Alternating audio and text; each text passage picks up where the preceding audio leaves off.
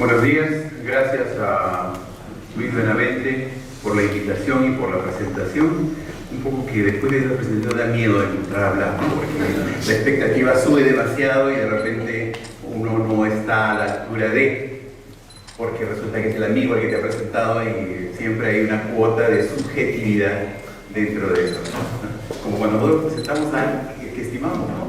Siempre resaltamos aquello que nosotros vemos y ocultamos aquello que o vemos y no nos gusta, o simplemente no lo vemos porque estamos mediatizados por el cariño. Es un aspecto básico de la comunicación. Lo primero que creó el ser humano, para no utilizar la palabra hombre, es o la comunicación o la sociedad. En algún momento una u otra tuvo que comenzar.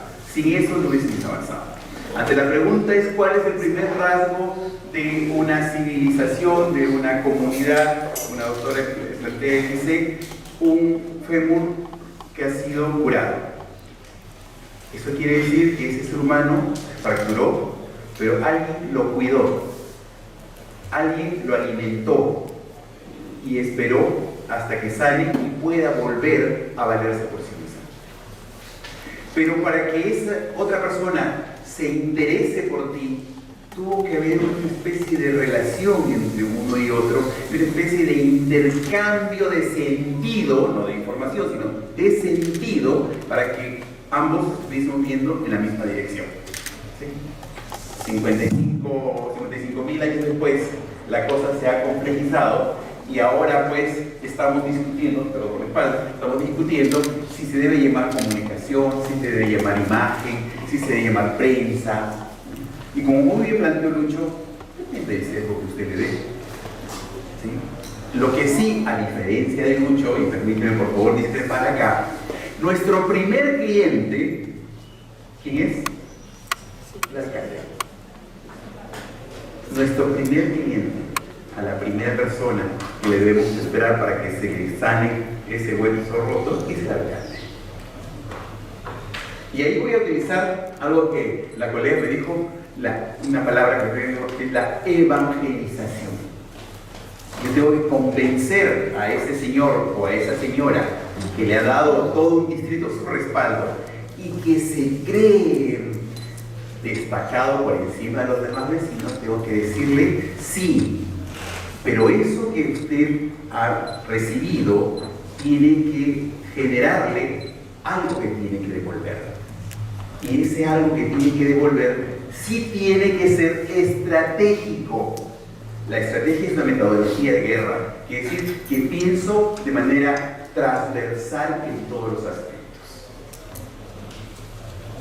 Y tengo que pelear no solo contra el ego del señor alcalde o de la señora alcaldesa. Tengo que pelear contra todos aquellos que viven de ese ego. Porque tiene un entorno que le dice, sí, usted es maravilloso. Richard Gere es Chancay de medio a su lado. Es tan bueno y tan perfecto que me duelen los ojos mirar. Y como ser humano que acaba de recibir poder, uno se siente medio confuso, porque para acceder al poder hay que estar preparados. ¿Sí? ¿Recuerdan a los romanos llegando de la guerra? ¿No? En su carruaje, y detrás un esclavo diciéndole, eres mortal, eres mortal, eres mortal, ¿no? Para evitar que se crea más importante que el emperador y le dé la peregrina idea de tumbarse al emperador. Hay que estar preparado para el poder.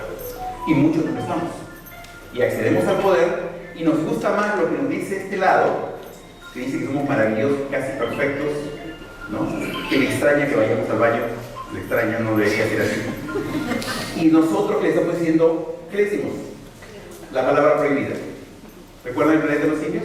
¿Cuál es la palabra prohibida? No. No. No. Y entonces nos molesten. Cuando estamos embalados y viene el de, ¿cómo le llaman? Imagen, por eso dicen, no. Eso no tiene que hacerlo. Pero yo puedo hacerlo, sí, puede hacerlo, de que puede querer. Pero la pregunta es, ¿debe hacerlo? No. que viene. No. Y entonces, esa persona que era mi absoluta confianza y por eso la puse a cuidar de mi madre, pasa a ser mi enemigo. ¿Ve? El primer cliente es el alcalde. Una vez que tenemos al alcalde acá, en el bolsillo derecho, no en el derecho, ahí sí ya, podemos decirle no, pero nunca como afirmación, siempre como pregunta. No sé si está seguro de lo que quiere hacer. ¿Está dispuesto a asumir las consecuencias? Porque lo que usted va a hacer va a traer 1, 2, 3, 4, 5. Esos 5, todos son buenos, 3 son malos. Y señor, como ves en el Perú antes, la carne sale con hueso. ¿Sí? Va a disfrutar la carne, pero el hueso va a doler. ¿Sí? ¿Está dispuesto? Sí, vamos. Listo, somos. Porque usted es una persona mayor, nunca bajan, pocas veces bajan de 30 años, ya saben lo que quieren, ¿no? Pero tenemos que asumir nuestra responsabilidad. De que esto que vamos a hacer va a ir contra nosotros y contra toda la organización que nosotros hemos buscado personificar. Porque resulta que la municipalidad del Roble, ¿no es cierto? La municipalidad del Roble es mi cara y mi rostro. A eso he llegado. Y entonces lo que pasa en la municipalidad del Roble tiene que estar reflejado en el rostro. La tristeza, la alegría, ¿sí? El triunfo, el descontento. Que la selección del Roble ganó la Metropolitana. Y salgo ahí adelante a tomarme la foto. Pero si perdió, ¿qué hago? Ni lo recibo. ¿Cierto? Ni lo recibo. Cuando yo debo asumir el triunfo y la derrota.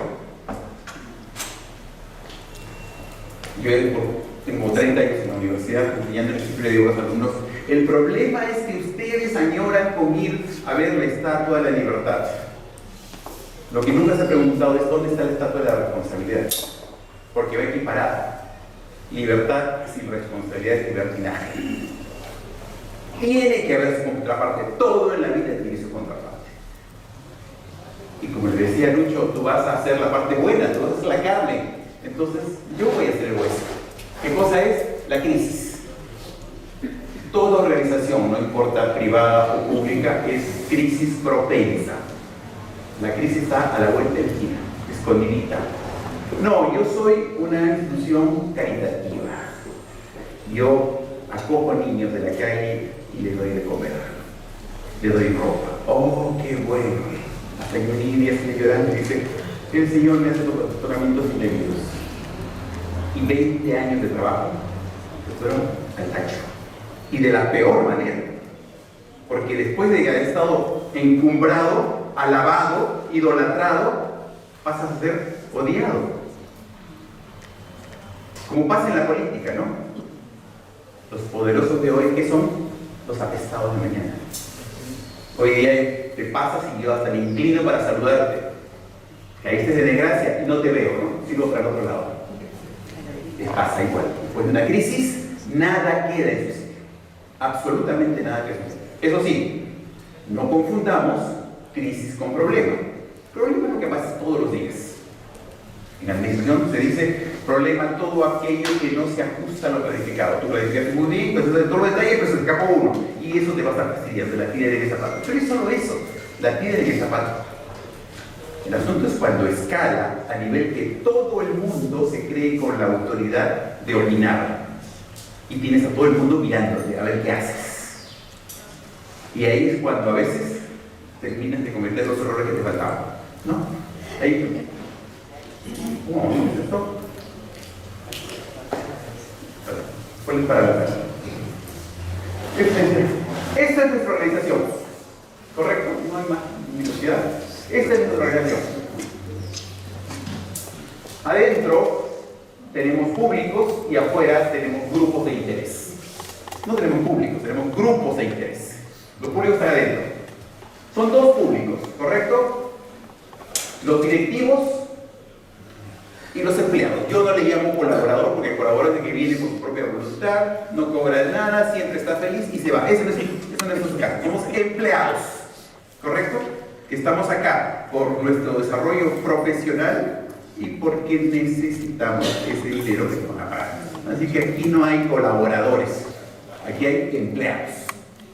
Y entre estos dos grupos, que casi siempre, estos son los advenedizos, los directivos, y estos son los permanentes, los empleados, existe una relación de telenovela, de amor-odio. Son complementarios, pero son antagónicos. El beneficio de uno casi siempre es el perjuicio del otro.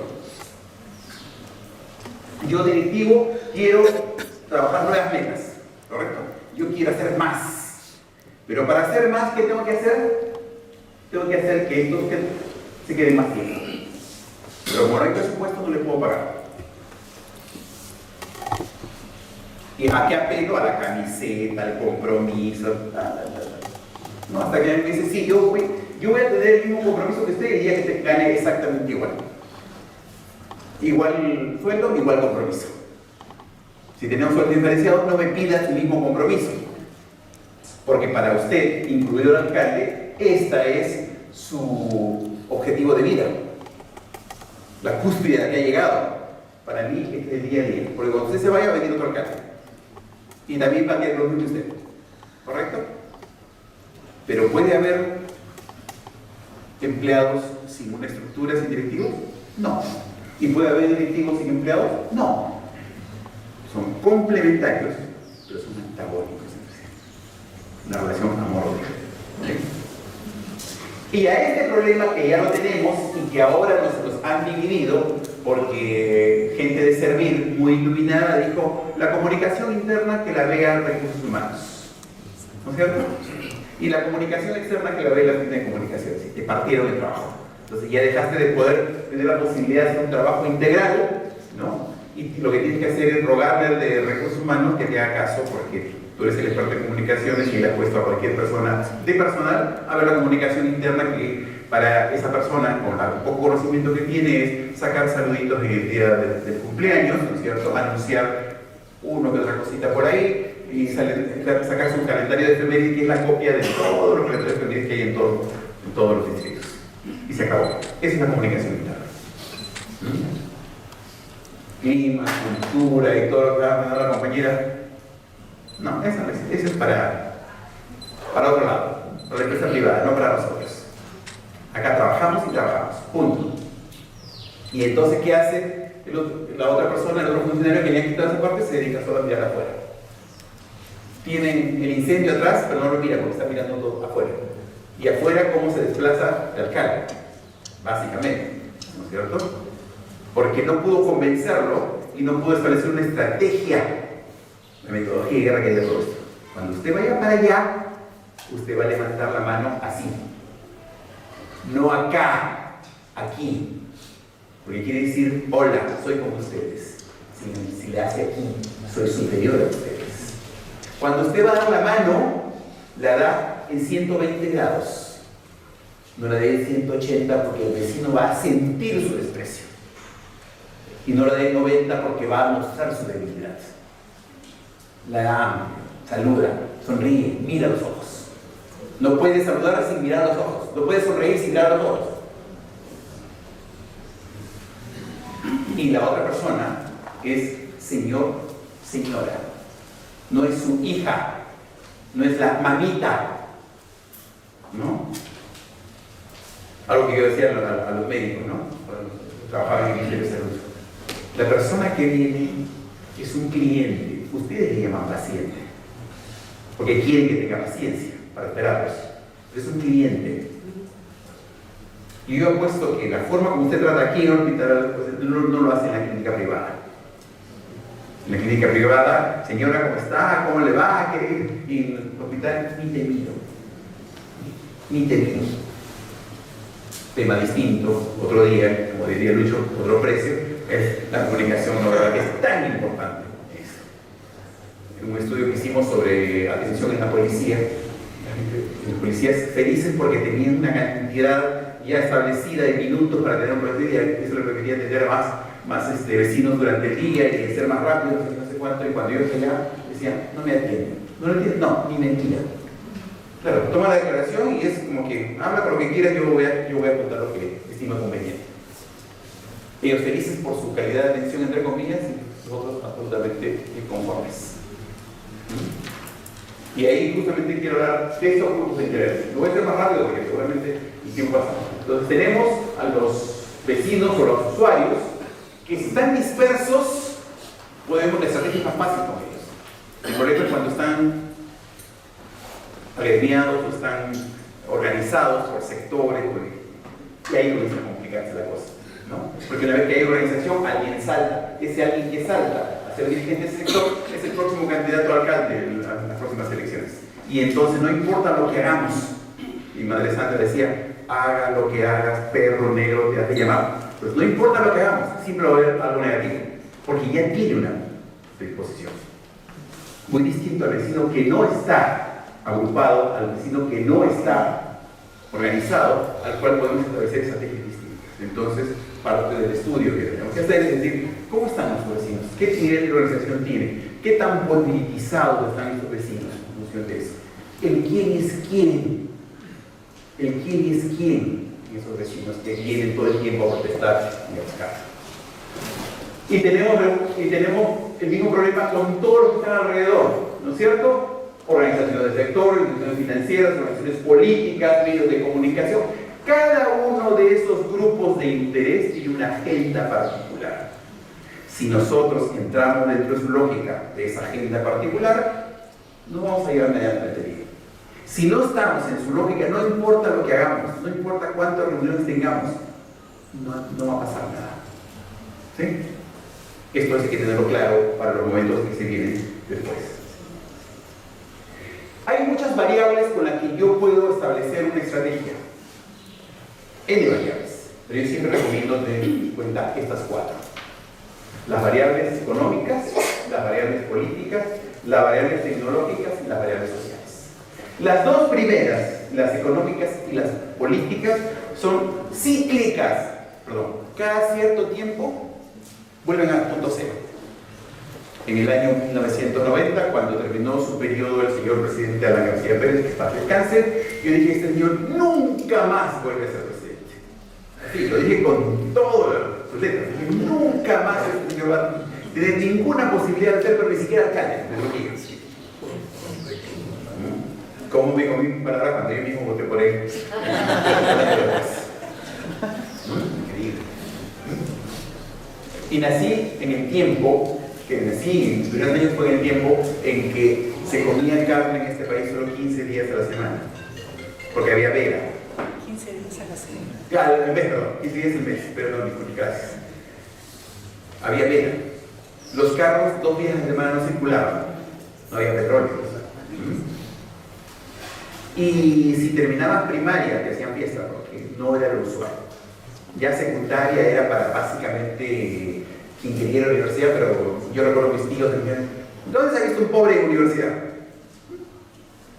¿Ya para qué quieren las mujeres seguir yendo al colegio? ¿Para que cocinen? Esa es la belleza de ellos.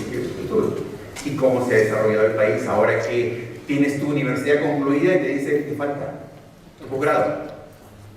Todavía no te cases, todavía no pienses. Entonces ahora resulta que las chicas, sobre todo las chicas, están con 30 y lo único que tienen son 2 mascotas, porque les falta todavía, dentro del esquema que les han planteado, todavía les falta conseguir muchas cosas más. ¿Sí?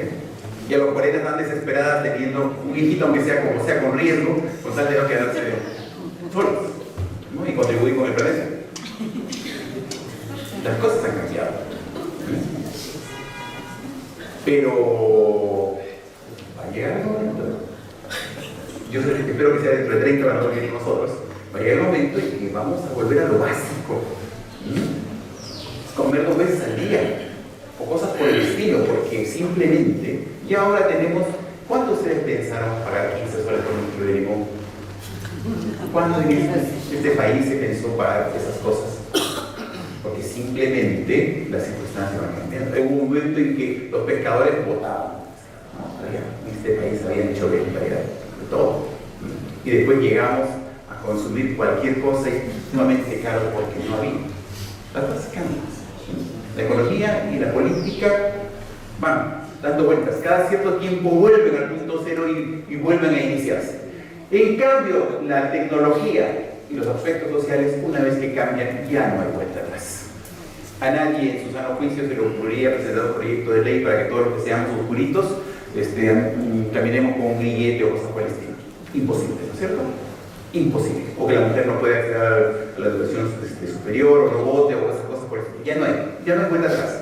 Hacia adelante sí, seguramente en algunos años vamos a ver el hecho de la patria potestad de las mascotas. Las parejas a la hora de separarse, ¿quién se queda con la mascota? No tarden en comenzar los líos y las discusiones en el Parlamento al respecto. ¿Sí? O en el proceso hereditario, en los hijos de quien es subrogado, quién tiene derecho a la herencia de las dos mamás, o la madre biológica, o cosas por el estilo. O el que donó, el donador de semen, es realmente responsable de todos los hijos que procreó con ese donado. Todo eso está por regularse, ¿no? Y todo eso va a comenzar a ser parte de las instituciones. Ya no el voto, la igualdad, esas cosas ya pasaron de moda. Y ya no será problema. Cuando ustedes hagan un análisis, vean cómo va a ser el comportamiento en adelante sobre todo esas cuatro variables. Hay otras más, pero sobre todo esas cuatro variables para trabajar. Entonces, ¿qué pasa? El tema. ¿Cuándo estamos nosotros? ¿Qué cosa podemos entender por una crisis? Responsabilidad de muertes o heridos en gran escala, la clave es en gran escala, daño severo al patrimonio público o privado, contaminación de gran magnitud, hostilidad sistemática de los políticos, conflictos, etc. Yo se lo voy a pasar la diapositiva para que lo quieran ver, lo pueda ver. Entonces, aquí les cuento un caso, ¿no es cierto? Encontraron un dedo humano en una hamburguesa de este restaurante.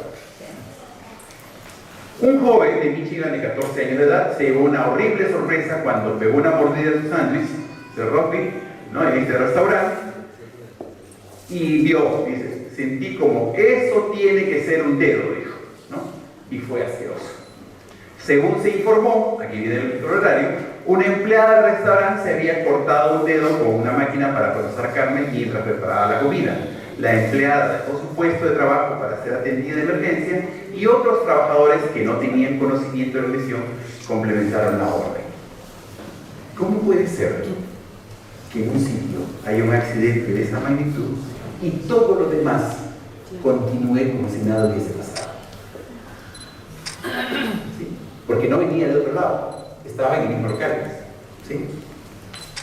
¿Cuánto puede ser la indiferencia de tus compañeros o el clima de trabajo existente en ese lugar que una compañera se corta un dedo y todos los demás siguen trabajando en su labor como si no pasara nada? No es el dedo que se cortó, ¿sí? No es el dedo que se encontró de manera aislada, es el conjunto, es todo lo que ha debido, ¿no es cierto?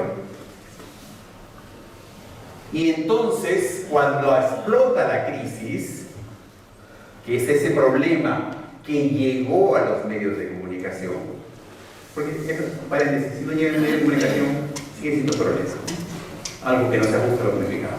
Es cuando pasa al medio de comunicación y todo el mundo comienza a mirarte y a estar expectante y además se sienten con derecho de juzgarte, cuando se comienza a generar esa crisis. Y en ese momento aparecen tres figuras, pero así, bien estereotipadas: el villano, la víctima y el héroe. El villano es aquel jefe de ese local que no le importó que la empleada se cortara el dedo y que siguió ordenando el proceso. La víctima es esa trabajadora que por necesidad tenía que estar trabajando ahí y que se llevó ese accidente de trabajo seguramente porque no había las mejores condiciones. Pero la víctima tiene que ser bien víctima. Un hombre fuerte, grande, que de repente uno se cae. No se da cuenta, pues, ¿por qué no se da cuenta? Pero si es una mujer y es mayor de edad o está embarazada y el alcalde dijo, ya bueno, atienda la cosa y la mandan a su casa un día, pero nunca fue a verla, nunca fue a interesarse por ella. Entonces, la víctima tiene que ser bien víctima, como diría, ¿no? De novela, aquí se dan personajes como de novela. Y el villano tiene que ser como tal, como villano. Y entonces aparece el héroe, casi siempre la prensa, que entra a defender a esa víctima, y a veces el político que utiliza la prensa para eso, y que sale a defender a esa madre. No tiene ni idea de quién fue con su historia, seguramente después de eso no la va a volver a ver, pero ese es el momento propicio para entrar. Entonces,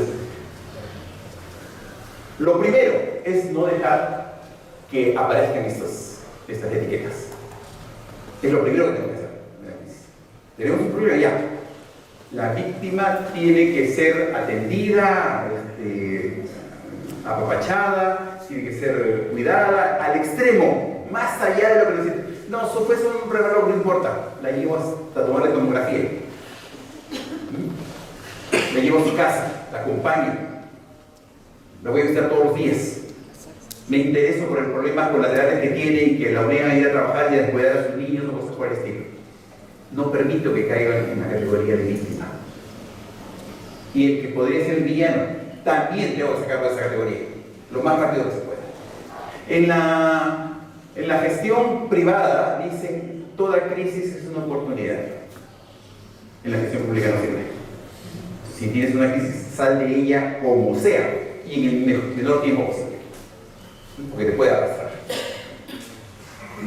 Hay momentos de crisis que tú tienes que hasta sacrificar para salir.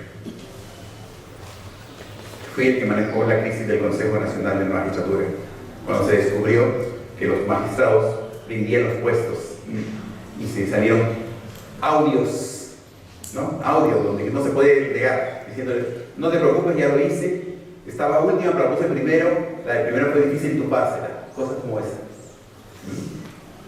Cosas como esa. Y cuando vinieron a decirme, digo, no tengo nada que ver con ustedes. Ustedes ya están muertos. Tenemos que salvar a los 400 trabajadores que están atrás. Porque la ola está tan alta que nos va a pasar. Sale la ley diciendo que se vayan los 7 miembros del Consejo Nacional de Magistratura. Segundo artículo, los trabajadores se quedan en su lugar con todos sus beneficios sociales. Hoy día están nuevamente en ese problema. Ya sigamos la Junta. El día 27 posiblemente la Junta le corten el cuello y lo único que estoy haciendo en este momento es apoyando a los trabajadores, a los sindicatos, diciéndole, piensa en el nuevo nombre que le vamos a dar, porque hasta eso hay que pensar, ¿no es cierto? Piensa en el nuevo nombre que le vamos a dar, porque no vamos a arrastrar ese nombre por años de años. No vale la pena. Que me imagino que han pensado lo de Graña y Montero cuando han cambiado sus nombres, ¿no es cierto? Y lo de Odres y lo demás, simplemente. Tenemos que comenzar de nuevo, tenemos que salvar lo que se pueda salvar y sacrificar a quien haya que sacrificar. ¿Por qué? Porque no da tiempo o no nos dio tiempo de sacar esas etiquetas. ¿Qué es una crisis entonces? Una situación no prevista, porque si es prevista ya no es crisis, ya es dejadez, ¿no? En la organización, nuestro entorno que amenaza el corazón del negocio, los objetivos organizacionales. Ojo. Pasa por la prensa y amenaza el corazón del negocio. ¿Cuántas veces ustedes han ido a Ripley a comprar ropa y afuera encuentran a sus trabajadores, ¿no? Paraditos con unos bombos? Que Ripley no los paga. Usted pasa, los mira y dice, qué pena, y entra a Ripley a comprar. Porque usted no va a Ripley a ser atendido por un vendedor. Usted va a escoger ropa y ponérsela y comprarla si está en oferta. Y el corazón del negocio de Ripley no es su servicio, son las ventas que tiene. Muy distinto sería si usted va a un centro de reclamos de telefónica y todos los trabajadores están en huelga. ¿Qué hace usted? Ahí sí, se duele. Ahí sí está, porque el sitio de reclamos, lo más importante son esos asesores. ¿No es cierto? El corazón del negocio, no lo olvide. Cualquier otra cosa es problema. Tiene que amenazar el corazón del negocio. ¿Sí? Como le decía, ese niño que es protegido por esa asociación y de repente sale con que recibe maltratos o abusos o cosas por el estilo. Usted va a comprar, no va a comprar al mercado en la esquina, se va a Totus porque hay mayor garantía y descubre que altera la fecha de caducidad para vender. Y entonces crea una crisis. Crea una crisis. Eso es lo que vamos a ver. Características de esta crisis. Como es lógico, aunque hay cosas que te van diciendo algo, a veces no las ves. Y lo primero es la sorpresa. Y lo que tenemos ante una sorpresa es que no sabemos cómo actuar.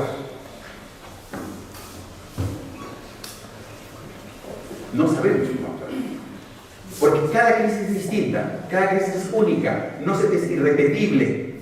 Aún en la misma organización es irrepetible. Y entonces usted no sabe cómo actuar. Y muchas veces se prepara, pero no se prepara conscientemente. Yo les aseguro que todos ustedes han hecho simulacros de sismo. Pero si en este momento hay un sismo, ninguno sigue las pautas del simulacro. Todos salen corriendo donde creen que están más seguros, o peor aún, va a estar seguro a quien usted quiere. Entonces, en lugar de salir al jardín, donde podría ser un espacio, ingresa a salvar algo en su oficina, o a alguien en su oficina. Esa es la característica de la sorpresa, que usted no sabe cómo actuar. Lo segundo es la falta de información. Por eso genera la crisis, porque no hay información suficiente. En ese momento usted comienza a buscarla y no existe. Resulta que no están al día en información. Y afuera, los que vienen a indagar te van a pedir información precisa, no vaga, precisa, detallada, lo más amplia posible. Y no lo tienes. La falta de tiempo. No es que mañana vamos a hacer informe, no, a los 2 minutos usted tiene que estar saliendo a informar, a contener eso que puede luego crecer hasta un tamaño que te va a pasar. La pérdida de control, porque cada uno hace lo que estima conveniente, y como no tienes un liderazgo fuerte, como no das respuestas rápidas, cada uno comienza o a huir o a comenzar a responder de la manera que cree que se debe responder. La atención mediática, porque los medios de comunicación están ahí. Noticia es lo extraordinario. El alcalde decía, pues total, siempre quería prensa y ahora que no la quiero sacar. Claro, porque antes no se quería prensa para decir que está inaugurando un parque. Y es una obra que está en su plan de trabajo y que usted está obligado a hacer. Los medios de comunicación no informan, ¿eh? Los medios de comunicación venden noticias. ¿Correcto? Y noticia es lo extraordinario, lo impactante. Un profesor César Reba, que pasa en Cáñez, se decía, si un perro muerde a un hombre, es una noticia. Pero si el hombre muerde al perro, ahí sí está. Y si al perro le da rabia, más todavía primera plana, ¿no es cierto? Es lo impactante. Entonces, aquí estamos ante algo que no debería pasar. Y entonces, es noticia. Se intoxicaron todos los niños del vaso de leche. Listo, ¿no? Listo. Ya tenemos la noticia. Digas lo que digas. ¿Le vas a echar la culpa del proveedor? No. Tienes que buscar la información que llevó a esa situación. ¿Sí? Y si tienes que pedir perdón, tendrás que pedir perdón. Hay un maremoto en Japón, se inunda la central nuclear, ¿recuerdan? Sí. El mar inunda la central nuclear y luego tienen que renunciar todos los directivos y pedir perdón. Y tú dices, pero ¿por qué si se salió el mar? ¿No es cierto? Y no es culpa de ellos, pues. No, resulta que sí había una responsabilidad, porque esa central nuclear podría ser construida mucho más lejos del mar. Pero ¿cómo le iban a enfriar? ¿De dónde iban a sacar el agua? Entonces, para no gastar, la pusieron cerca del mar para extraer agua del mar de poder territoriales. Entonces sí tenía cierta responsabilidad. Y tenían algo por qué pedir perdón. La repercusión social que de hecho tiene el suceso, cómo afecta al público interno, peor aún si lo tenemos dividido en dos partes, ¿no? Compromete la imagen de la organización y, como les decía, cada crisis es única, irrepetible, y por eso casi nunca podemos acopiar experiencia o enseñanza al respecto. Hay fases, ¿no es cierto? Hay una fase en que comienza, ¿no? Una fase en que está en plenitud y luego cómo va decreciendo. En cada una de las fases, necesitamos gente especializada. En esta precrisis es básicamente el pensar, el modelar escenarios futuros. ¿Sí? ¿Qué podría pasar? Les he dado 4 factores, de los muchos que hay para poder pensar cómo podría estar adelante. Los programadores. Pero esos programadores, esos planificadores, a la hora que llegue el momento, se quedan inermes. No tienen esa capacidad. ¿cierto? Y entonces acá necesitamos de repente a otra gente que sí tiene esa capacidad. ¿No les ha pasado? Tranquilita y viene en serio, tranquilo compañero, pase por acá, mira, por acá. Resulta que la que no hablaba era terrible, porque sabe actuar en ese momento y cuando no se apaga. No todo el mundo, no todos somos buenos en todo. Hay alguien que lidera, que aparece en los liderazgos naturales, aparecen en situaciones, sobre todo de crisis. Y entonces, identificarlos con tiempos para ponerlos a cargo de llegar al momento acá. Y luego, los evaluadores, que pueden ser los mismos, diciendo, a ver, ¿qué pasó? ¿Por qué lo hicimos bien o por qué lo hicimos mal? ¿Qué hicimos bien y qué hicimos mal? ¿Y cuál fue el factor determinante para que esto se presentara uno u otro escenario? ¿Todo fue externo o también fue interno? Cuando comenzaba mis labores profesionales, en la moda era la reingeniería, ¿no? Todo lo que estás haciendo, bótalo y vuelve a hacerlo de nuevo. Hasta que alguien dijo, no, si has llegado hasta aquí es porque algo has hecho bien. Algo estás haciendo bien. Rescata eso que estás haciendo bien. Cambia lo que no estás haciendo bien y programa. Eso sí, tienes un ámbito interno, que son tus fortalezas y debilidades, pero tienes un ámbito externo que no lo vas a poder cambiar. Tú cambias desde adentro. Pero afuera, solo aprovecha o corre. Tienes oportunidades, aprovechalas. Tienes amenazas, corre. Porque eso no lo vas a poder cambiar. Tú puedes cambiar lo interno, lo que son tus debilidades. ¿Sí? Eso, agárrate de eso, cámbialo. Que el personal no está capacitado, capacítalo. Que el personal no está motivado, motívalo. Si tu diagnóstico está claro, hazlo. No te quejes. Porque somos gestores, ¿no? Pero a veces solo nos quedamos en la lágrima, ¿no? Que no funciona, que no está bien. ¿Y qué estamos haciendo para hacer esto? Es que el alcalde no lo ve porque no lo quiere ver. Porque si 5 veces lo interrumpes en el pasadizo, algún día te va a decir, ya, dime qué quieres, aunque sea solo para sacarte de encima. ¿No es cierto? Y a lo mejor te sale. Y si no, te sirve para decir, ya ves, le dije, ¿no? Por lo menos un consuelo. Las crisis las clasifican los que algunos seguramente no han pasado por crisis en las evitables y las que no son evitables. Nos están tocando la puerta. Un vecino, 2 vecinos, 3 vecinos vienen a hacer la misma denuncia. Y yo he hecho 3 denuncias individuales, cuando debería juntarlas y ver qué está pasando. ¿Por qué 3 personas distintas que no se conocen vienen a denunciar o vienen a mostrar preocupación por lo mismo? Ahí hay un pequeño problema que está gestando que de no darle atención podría llevarnos hasta,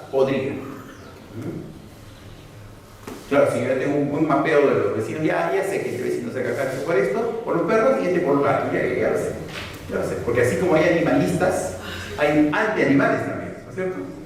Sí. Que los niños ya no pueden jugar porque todos los padres están llenos de cosas, y tienes esos 2 problemas. Pero ya tú los has identificado, pero de repente aparece un tercero que dice, en tal sitio está pasando esto. Aquí hay un posible problema. Vamos estando atentos, ¿no? Y las no evitables, lo único que queda es prepararse por terremoto. Podemos evitar el terremoto de por lo menos 8 grados que se espera para Lima. No, solo podemos rogar que pase. Como la Tierra tiene tiempos bien largos, que pase dentro de 100 años, ¿no? Que no pase ahorita, porque no lo soportaría, simplemente. Hacemos lo que se puede, pero nunca estaremos lo suficientemente preparados. Porque creemos que nuestra casa y los servicios básicos van a quedar en pie. Y no es así. No es así, ¿no? Cuando vienen las desgracias bien completos, para todos. Y entonces, tenemos acá las respuestas a la crisis, desde la curva de impacto y desde la curva de control. Desde la curva de impacto, vamos a describir cada uno de ellos. Tenemos la preparación, la identificación y el aprendizaje, y desde la curva de control tenemos la prevención, la solución y la recuperación. ¿Qué quiere decir prevención? Identificación temprana de riesgos con capacidad de generar crisis. Lo que les decía, estar atento. Aquí puede haber riesgos. Este riesgo nos puede llevar hasta acá. Hasta acá. La preparación es la adaptación. Ya hemos identificado. Vamos a ver. Bueno, vuelvo a repetir, no hay que quedar asustado, pero ya sabemos que el silencio sísmico nos va a traer algo grande. Entonces, hay que irse preparando. Hay que irse preparando. Claro, a veces lo vemos demasiado lejos, demasiado poco probable que no me preparo del todo, pero y cuando me voy a dormir pongo boxer rojo, más 3 llaves, y la llave la dejo en cualquier lado. De tal manera que de venir un sismo no voy a poder salir de mi casa, ¿no es cierto? Ahí me voy a quedar y no tengo ningún área identificada. Y como pasa acá, ¿no? Yo me imagino cómo van a vibrar esas lunas el día que haya. Bueno, felizmente el edificio está rodeado de jardines que nos pueden dejar. La identificación, el reconocimiento de la crisis, ¿no?, que presenta cuando estalla, la contención, la acción concreta de un rápido, ahí está la palabra clave, rápido despliegue orientado a evitar que se expanda, y la solución, la medida orientada a neutralizar esa crisis. La fase de recuperación implica retomar la posición y buscar, en la medida de lo posible, regresar al estadio anterior, y el aprendizaje es sacar las lecciones. ¿Qué pasó? ¿Qué pasó con el comité? ¿Qué pasó con la persona que debía estar? ¿Fue la primera que corrió? ¿O fue la que se quedó sin hacer nada? ¿No? Resulta que no era la persona preparada, o no lo habíamos preparado adecuadamente a la gente. Vamos al tema que nos interesa más, que es la comunicación de crisis, ¿no? Aparte de prever los posibles riesgos que corre la reacción y que pueden convertirse en crisis, ¿no?, hay cosas que debemos implementar en caso de producto, ¿no? Cuando una crisis estalla, no solo es importante la información detallada que podamos brindar, sino tenemos que demostrar que se está haciendo todo lo posible por solucionarlo. Ha ocurrido esto y estamos trabajando para hacer esto, que nos va a dar este resultado. Porque solo reconocer que ha pasado lo que ya es evidente no aporta absolutamente nada. Claro, tiene que darse acciones que realmente vamos a realizar. No podemos promocionar, informar sobre acciones que ni siquiera sabemos si se va a hacer o no, porque nos vuelve a crear otro problema, ¿no? Es preferible decir, estamos evaluando y pronto vamos a plantear una ruta estratégica, a decir, vamos a hacer esto y lo otro y después no hacerlo, ¿no? O con esa descripción terminar comprometiéndonos a algo. Hay que, con tiempo, elaborar un plan de crisis. Esos son los puntos del plan de crisis, ¿no? No amerita mayor explicación, ¿sí? Tiene que haber un documento. Toda oficina de comunicación debería tener su plan de comunicación externa, su plan de comunicación interna y su plan de comunicación de crisis, ¿sí? Todos deberían estar aprobados, además, para que todo el mundo obedezca y pueda uno imponerse en un momento de caos. Porque le digo, en un momento de crisis, la gente o no hace nada o todos quieren participar. Todos saben. Y si no está estructurado bien qué cosa es lo que vamos a hacer y quién lo va a hacer, tenemos un problema. Filosofía corporativa, justificación del plan, objetivos, análisis de las crisis potenciales, guía de acción en caso de emergencia, relación con los medios de comunicación, porque si no pasa por los medios no es crisis, ¿no? Un centro de operaciones que en la medida de lo posible no sea el mismo local institucional, que esté previsto de todo, pero que no sea porque si no, fácil va a estar ubicable, ¿no? Necesita tranquilidad por algunos momentos. Los recursos externos y la evaluación del funcionamiento de cosas voy a evaluar, al personal, al equipo, a la infraestructura, etc. Las herramientas, eso es lo que hay que poner. ¿Quiénes y por qué integran esto? ¿Quiénes son los llamados? Bueno, los que mejor conocen la organización, los que tienen mayor capacidad de decisión. No podemos poner a gente solo voluntaria, pero que no tenga mando. Tiene que estar, en este caso, el señor alcalde, el primero. Y si no es él, el gerente municipal. Pero tiene que estar el de recursos económicos, para saber si tenemos, de dónde podemos sacar, ¿no? Qué partidas se pueden mover, qué partidas son habilitantes, qué partidas no son habilitantes, no las podemos tocar ni aún que estemos en crisis. El asesor legal, para ver cuál es el compromiso que vamos a asumir o que estamos asumiendo con esto. Recuerdo y el de comunicaciones, por supuesto, para que, sabiendo qué queremos y qué podemos hacer, cuál es el ámbito legal en el que nos vamos a mover, saber exactamente qué decir y qué no decir. Se rompe la tubería en Villarreal del Triunfo, tubería de agua, se inundan las casas y muy rápido se da y dice: nos vamos a hacer cargo de todos los daños ocasionados. ¿Qué pasó? La gente agarraba las cosas que había salvado, las lanzaba al agua. Porque si se le va a comprar nueva, eso decía el comunicado. Y después reclamaban: mi televisor estaba nuevo, se me ha logrado, tiene que comprarlo. Porque claro, no es lo mismo decir nos vamos a hacer cargo de todos los gastos ocasionados a que nos vamos a hacer cargo de los gastos. La palabra todos ahí es fundamental. ¿Sí? Hay palabras claves que te permiten, que te abren un abanico de cosas, y hay cosas que se inscriben a lo que tú puedes hacer y que suena bien además. Nos vamos a hacer cargo de los gastos o de los daños ocasionados, y decir, vamos a hacer de todos los gastos. Entonces, como le decía a la gente, lo que había salvado, lo tiraba al agua para que se lo vayan a comprar nuevo.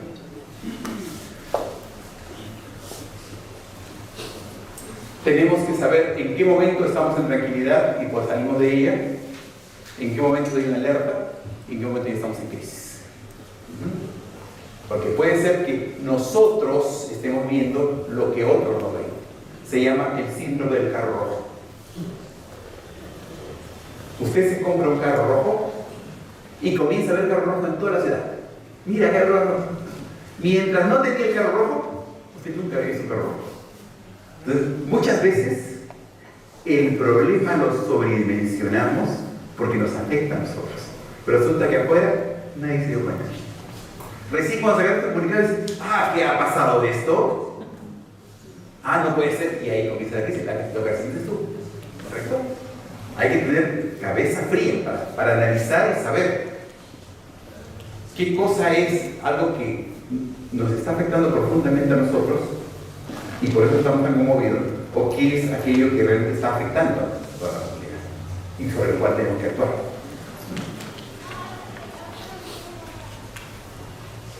Y la secuencia que está ahí planteada, que es una sugerencia, por supuesto, ¿no? Notificación al comité de crisis para que éste se reúna lo antes posible, convocar a los medios porque ya está pasando por ellos, y cada espacio que dejemos libre lo van a llenar ellos con noticias.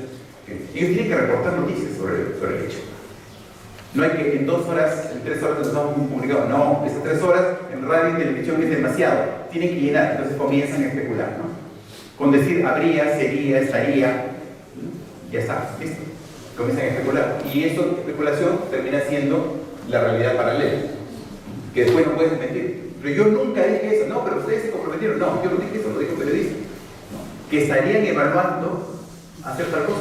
Pero eso lo dijo el periodista, en fase de especulación. ¿Y por qué hizo la fase de especulación? Porque él ya tenía que salir. Su nota tenía que salir y no tenía nada. ¿Qué hace? Crea una posible realidad. Evaluar las decisiones, implementarlas, ver la eficacia y pasar a la fase de contención. ¿Qué comunicar? Primero es qué cosa queremos que la gente se haga como idea de lo que está pasando. La gente está ávida. Como les decía, está tomando la posición del periodista, de que está informando porque no hay más. Porque si usted sale rápido, temprano, le gana esto, le deja muy poco campo de acción a la especulación. Usted tiene que lanzar. Estamos haciendo, a cada 2 horas vamos a emitir un boletín. En estos boletines vamos a ir dando los hechos, cómo se han ido dando, qué cosas estamos tomando como acciones, ¿no? Y hasta dónde vamos a llegar. Y va afinando cada 2 horas. Entonces resulta que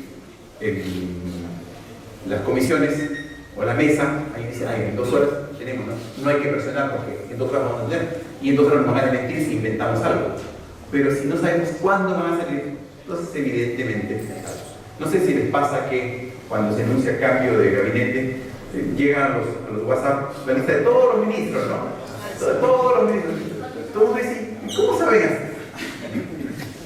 Claro, la mitad es especulación y la mitad es promoción, ¿no? A ver si me liga y puse mi nombre por ahí que estoy boceado, ¿no?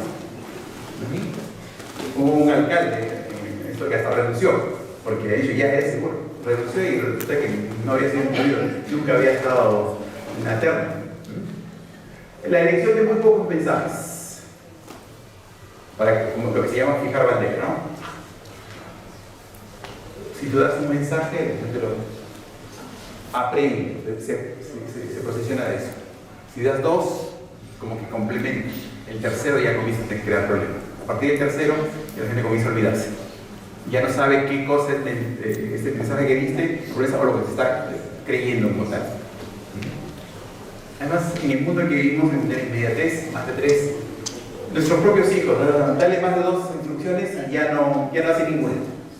Ya no hace ninguna. Porque la atención está puesta en muchas cosas. A veces es multigadget, ¿no? Tiene el teléfono, tiene el laptop, tiene el audífono y están recibiendo información por todos lados. Entonces, claro, y ya no se lee. Ya para leer más de un párrafo, sí, cuesta. ¿Sí? En mis tiempos nos daban libros completos. Libros completos. El profesor de Javier Newton lo leía desde el índice hasta lo último página de él. Ahora no, lo primero que es ver qué capítulos. La primera pregunta, ¿qué capítulos? Para ver hasta dónde puedo dar, ¿no? Y todo el capítulo, solo la parte referida a la clase, ¿no? Están buscando la precisión. No quiere decir necesariamente algo negativo. Son distintas formas de precisar la información, de leer la información. Nosotros sí también con 5 elementos y seguramente más de uno se va a perder. Ellos no. Ellos no. ¿Qué haces con el televisor prendido? Estoy haciendo mis tareas. ¿Pero qué tiene que ver? Sí, estoy viendo. Está viendo el televisor, está haciendo su tarea y está viendo lo que están enviando sin ningún problema. A los 4 años. Sin ningún problema. Porque la mente tiene esa capacidad, solo que nosotros no la desarrollamos tiempo. ¿No? Decíamos una cosa, o veíamos televisión, o escuchábamos por lado y hacía otra cosa, o hacía su tarea en silencio absoluto para que concentrarse. Y mentira, el pensamiento volaba y volaba. ¿No es cierto? El soporte de cada mensaje con evidencia.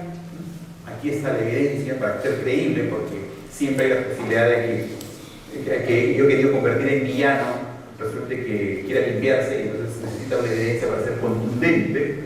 El soporte, la repetición de los mensajes, por eso tiene que ser lo menos posible para poder repetirlo más de una vez. Y el canal más adecuado de comunicación, que ya nos lo planteó mucho en su primera parte, y por supuesto, hacer lo que se dice. Lo peor que nos puede pasar acá es decir algo y no hacerlo. Por eso hay que tener cuidado de la frase. Los 7 pecados de la crisis, como les decía, nadie avisa, nadie hace algo o todos quieren hacer algo. Todos se sienten con la posibilidad, la capacidad de decir qué debe hacerse. Se ignora la prensa cuando ese es el punto que ha generado justamente esa situación. Se trabaja sobre supuestos, no sobre certezas. Eso está bien, la especulación está bien para los periodistas, no para nosotros. Nosotros que somos los titulares debemos trabajar sobre certeza. Esto vamos a hacer. Punto. Y no se tiene que contemplar. Es preferible arremeter ahora a que después nos cree un nuevo problema. No se sabe comunicar porque sacamos como vocero a quien no tiene una buena comunicación no verbal. Y todo el mundo está pendiente, ¿eh? De la coherencia entre lo que usted dice y lo que su cuerpo dice. ¿Recuerdan ustedes al presidente Bill Clinton? Hizo una magnífica gestión, ¿no? ¿Por qué lo recuerdan? Sabemos por qué lo recuerdan. Nadie lo recuerda por gestión, ¿correcto? Nadie lo recuerda por gestión. Pero tuvo una gran crisis. Claro, una gran crisis. Pero no por lo que había hecho, porque ese era el problema con su mujer, sino por la posibilidad del perjurio, ¿no? En Estados Unidos eso es grave, el perjurio, y más entonces él dijo, sale a la conferencia de prensa y dice: yo no he tenido nada que ver con esa señorita. Y él debió decir: yo no he tenido nada que ver. Mientras sus labios decían no, su comunicación verbal decía sí. Y el fiscal general, que era muy astuto, lo ve y dice, fírmelo. Eso que está diciendo, fírmelo. Y ahí es donde se retracta, ¿no? Y dice, sí, pues he tenido una conducta impropia. Imagínense lo que han pensado los asesores, la cantidad de términos que deben haber estado sobre la mesa para que salga impropia. Porque no es que dijo una conducta impropia así de... No, esa palabra fue bien estudiada porque podía generar otra crisis. No decía la palabra exacta, ¿no es cierto? Si no decía la palabra exacta, podía generar otra crisis. Ya estaba bajo duda. Ya le había dicho que no. Cuando había pruebas, la señorita bastante minuciosa había guardado pruebas de que era así. ¿Cómo negamos? Claro, en ese momento, cuando él sale la primera vez, no sabía de esas pruebas. Por eso lo importante de tener información antes de salir a declarar. Muy, muy importante porque puedes lograr tener otra crisis. ¿No? Se olvida de algunas personas que deben ser informadas en la crisis antes que otras, ¿no? Informando, y después dice, ¿le he dicho la verdad? Todo el mundo sabe que estamos en la conferencia y las personas que debían enterarse, nadie le informó, o lo sabe porque, en fin, lo escuchó, y se da el tema por resuelto demasiado rápido. Ya está, ya hay una conferencia, la gente no se pregunta, y de repente están los titulares, ¿no? Habían captado una toma, algo por ahí irregular, y listo. Manuel Puyó Elías, en la Conferencia Mundial de Economía, va, expone y queda feliz porque nadie lo ataca. Él le da una foto, el zapato afuera y la media con hueco. Y listo, ya está la foto, ¿no es cierto? ¿Para qué necesitaban las declaraciones de Manuel Puyó Elías? ¿Para qué? ¿Para qué si esa foto lo era todo? ¿No es cierto? El país está pobre. Claro, exactamente. Hablando de economía, la media con hueco ahí, bien, fuera de esa parte. Entonces, no hay que dar poco suelto. Entonces, las conclusiones, para cerrar, toda situación de crisis debe tener mucho cuidado con el papel que juegan los medios de comunicación, no hacerlos a un lado, son los que nos catapultan, para bien o para mal. Para gestionar una crisis se debe implementar un programa de prevención, hay que estar alerta a todo lo que se va presentando y que es recurrente y que en algún momento podría explotar. Podemos observar la precrisis, la crisis, la post-crisis, y no todos estamos preparados para participar en cada una de esas etapas. Hay quien es más agudo pensando y hay quien está mejor exponiendo, enfrentando a la prensa, y quien puede evaluar mejor, quien tiene cabeza fría para evaluar. No que tú tuviste la culpa, que yo tuve la culpa, no, eso no sirve de nada. Es en qué fallamos en general, ¿no? Porque eso que tú tuviste la culpa es porque yo te dejé hacer también, ¿no es cierto? Una correcta gestión de crisis debe incluir dentro de sus acciones medidas comunicativas diseñadas para minimizar los efectos negativos, porque es lo que queremos, salir cuanto antes. Ya le dije, en el sector público, en el sector privado, una crisis te genera una oportunidad, en el sector público no.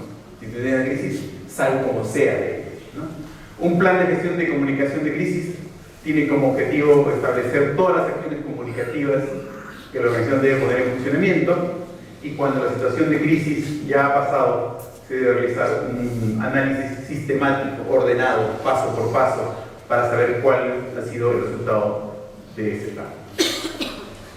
Señores, muchas gracias.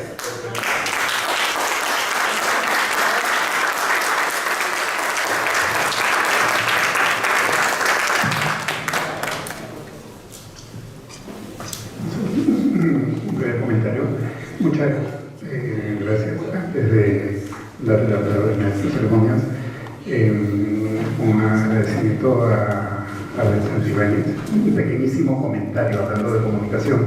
No sé si ustedes recuerdan, los mayores, al fiscal Kenneth Starr, el fiscal de Nueva York, que manejó el tema de Clinton, dado que hablaba de Clinton, para ver un poco las implicancias de la comunicación política y para hablar en un lenguaje poco científico, lo loca que puede ser.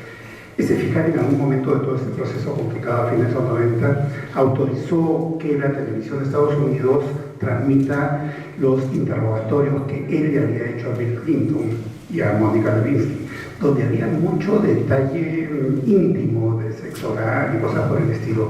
Bueno, para hacerla corta, después que la televisión en los Estados Unidos pasó eso, Clinton subió 6 puntos en aprobación. Adelante.